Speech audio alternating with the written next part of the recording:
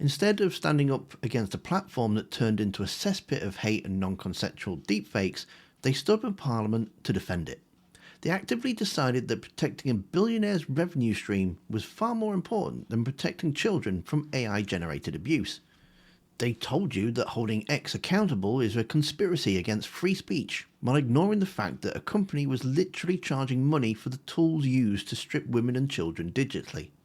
Opposing the government has now become the Conservatives' entire personality, and in the process they exposed just how hollow official opposition has become. You have to admire the audacity. Honestly, it takes a special kind of political incompetence to look at a platform allowing users to generate undressed images of kids and think, you know who really needs our help right now? Elon Musk. But that's exactly what happened in the House of Commons. We're looking at a debate regarding Grok, the AI assistant on X, or Twitter as I still like to call it. It was generating horrific, non-consensual images. The outrage was real, the harm was real, and the government rightly stepped up to say this shouldn't be happening. So let's be absolutely clear about this. At the time of the debate, which was a couple of days ago, X was not banning this feature. It hadn't been shut down, it hadn't been stopped, and it was simply placed behind a paywall, meaning the behaviour continued, and Musk was making money from it. So, how did the Conservatives respond? Did they agree? Did they say, yes, this is sick? No, they played the victim card on behalf of the richest man on earth. Listen to this argument from the Tory front bench. They claim that the government's threat to ban the site was an extraordinarily serious move against a platform that can be used for good.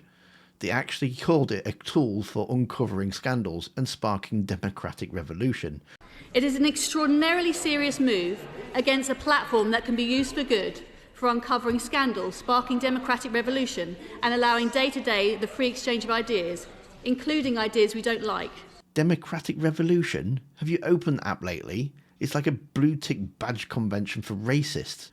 But here is where the argument collapses into pure absurdity. They tried to pull the classic whataboutism.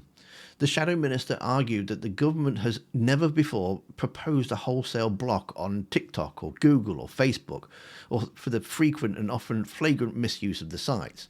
But government has never before proposed to wholesale block TikTok, Google or Facebook for the frequent and often flagrant misuse of their sites.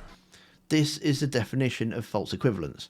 Google isn't building a tool specifically designed to market and generate these images on their own platform. X was. The argument goes like this. The internet has always been misused. Ministers mooted as an urgent remedy the banning of a site of 21 million monthly users in this country, despite another minister guffawing that banning X was conspiracy theory number 3627. Madam Deputy Speaker, since its invention, the internet and social media have been misused, often criminally, by people traffickers, paedophiles, fraudsters, the gutter dwellers of our society. Nobody is on their side. So yes, it's literally everything humans have ever touched. Cars get misused, so we still ban drink driving. Banks get misused, so we still regulate fraud. Pointing a general harm to excuse a specific negligence is not scrutiny, it's avoidance. And they're especially weak when the harm in question involves sexualised images of minors. And the Tories know it. In fact, they admitted the most damning part of the whole scandal without even realising it. The tools in question have been put behind a paywall for the easy identification via name and bank details of anyone misusing them. So ultimately their defence is, well, it's behind a paywall. They aren't denying the tool exists, they're admitting that X was monetising it. You want to generate illegal deepfakes? Sure, just pay the monthly subscription fee and the Tories think it's a safety feature. In reality, it's a business model. The Secretary of State pointed out the massive hypocrisy as well. The Tories are complaining about the Online Safety Act, a law they created when they were in power. They wrote the rules that allow for site blocking in extreme cases, and now they're crying foul because the rules might actually be applied to their favourite app. Then began her own campaign of misinformation in the House. I merely stated the facts about the Online Safety Act, which that there is a backstop power in the OSA, which I remind the online I remind the Honourable Lady, her previous government and her party voted for a backstop power if Ofcom, in the most serious cases, believes that companies refuse to comply with the law, they have the power to apply to a court for serious business disruption measures to stop people from accessing it. And if she disagrees with her own government's legislation, she should make it clear to the House. The Tories tried to frame this as a battle for freedom of speech, but generating deepfake pornography of children isn't speech, it's a crime. And defending a platform that charges you £8 a month to do it isn't opposition, it's a disgrace. The uncomfortable truth for all of us is that some of this imagery sits in a legal grey area. What Grok produced at scale in 2026 is a modern-day iteration of an old problem, from crude drawings to Photoshop. Grok is not the only tool capable of generating false or offensive imagery, and not all of this content will cross the threshold into illegality.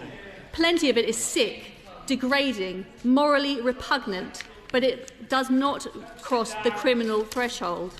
What then is the Secretary of State proposing to do about the difficult enforcement choices that a regulator or police force must make?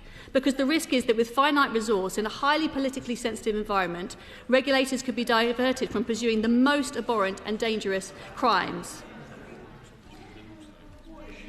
Further, if we wish to mitigate the risk to children, one simple intervention may help stop from sharing their own image too freely. And here's the awkward bit. Days after all this grandstanding, the feature was banned anyway. No collapse of civilization, no free speech apocalypse, no democratic revolution crushed. Just gone. Which raises the obvious question. If banning it was always possible, why defend it at all?